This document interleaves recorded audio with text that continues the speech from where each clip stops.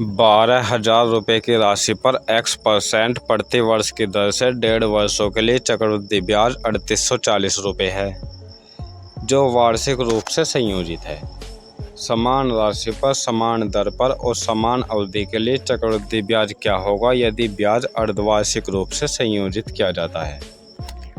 First of all you have to find the rate of interest for 1.5 year. Is that clear?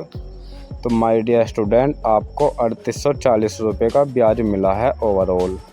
3840 रुपये का ब्याज आपको यहाँ पर 12,000 रुपये पर मिला है। आपको निकालना है कि 100 रुपये पर कितना ब्याज मिलेगा, क्योंकि यहाँ पर इस प्रकार से निकालने पर आप पाओगे कि आपको 1.5 साल में कितने % कुल मिलाकर ब्याज मिला। तो ये 3 0 आपकी कैंसिल हो जाएगी और 12 से कैंसिल करेंगे तो ये आपका आ जाएगा 12 3 36 और 12 दूनी 24।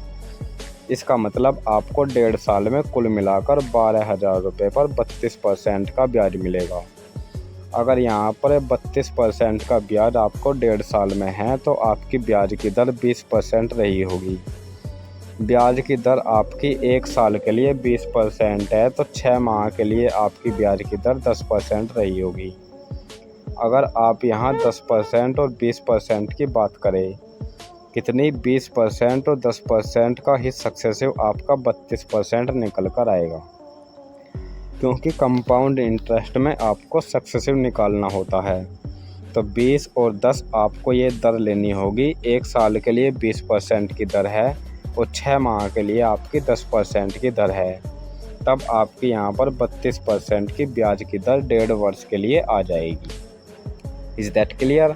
आप बोलेंगे सर क्लियर है, लेकिन आपको कंपाउंड इंटरेस्ट निकालना होगा जब आपकी ब्याज की दर अर्धवार्षिक है। जब आप ब्याज की दर अर्धवार्षिक निकालोगे तो आपका ये टाइम 1.5 वर्ष से 3 वर्ष में तब्दील हो जाता है।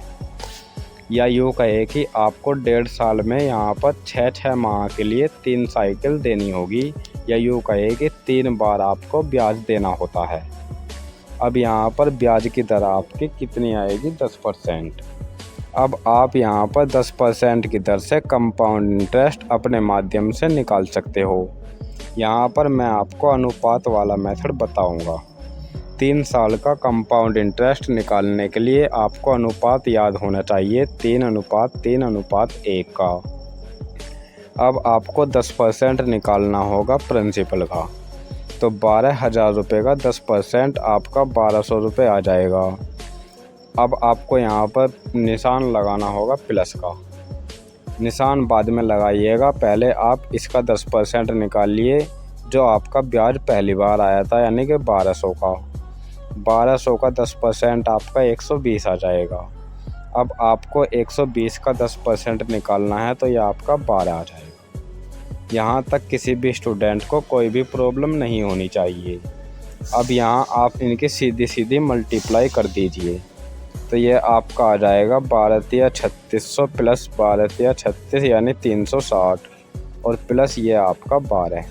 तो ये आपका ओवरऑल कंपाउंड इंटरेस्ट आ जाएगा। तो ये आ जाएगा माय डियर स्टूडेंट 3972 रुपये। कितना आ जाएगा? आप बोलेंगे ये आ जाएगा कंपाउंड इंटरेस्ट 3972 रुपये जब आपकी ब्याज की दर अर्धवार्षिक रूप से संयोजित हो। उम्मीद करते हैं कि ये सवाल आपको समझ में आ गया होगा, और ऐसे ही सवालों का और सॉल्यूशन जानने के लिए चैनल को सब्सक्राइब कीजिए।